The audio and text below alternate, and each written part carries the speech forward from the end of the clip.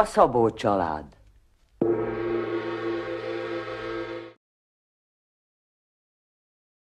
Szentendrei képtár előtt állunk éppen. Voltaképp ugye arról van szó, az adta a kiállításnak az alapötletét, hogy volt a Szabó család című egykori szappanoperának egy olyan része, amikor a Szabó család szereplői kijöttek Szentendrére, és itt tulajdonképpen itt forgattak le egy epizódot, és a kiállítás alapötlete az tulajdonképpen az volt, hogy ahogyan a rádió hallgatók számára megmutatták akkor Szentendrét, az egyfajta szimbóluma lehet annak, ahogyan ezt a város az akkori kultúrpolitika egyfajta kirakat városaként megmutatta.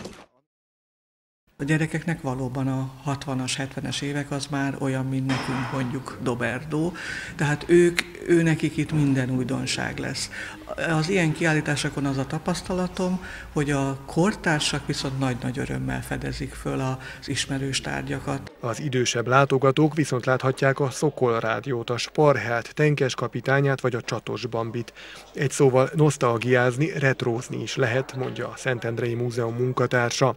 Kende Tamás azonban leszögezi, ha nem is csak a história iránt érdeklődőket várják, a tárlat valójában egy történeti kiállítás. Hogyha ismerős tárgyakkal, képekkel operálunk, és ezeket meg úgy szerkesztjük meg, hogy mégis hát eddig nem biztos, hogy ismerős történetet elmesélünk, és a látogató esetleg elkezd gondolkodni magán a történelmen, a saját történetén, az apja történetén, anyja történetén, nagyszülei történetén, kérdéseket tesz fel, akkor már a kiállítás elérte a célját. A Ferenci Múzeum tárlata, a Szentendre a Kádár korszakban az elmúlt évek egyik legnépszerűbb kiállítása volt. Az alcím a Szabó család Szentendrén. A néhai rádiójáték egyik epizódjára utal, amelynek helyszíne a Dunaparti városka volt.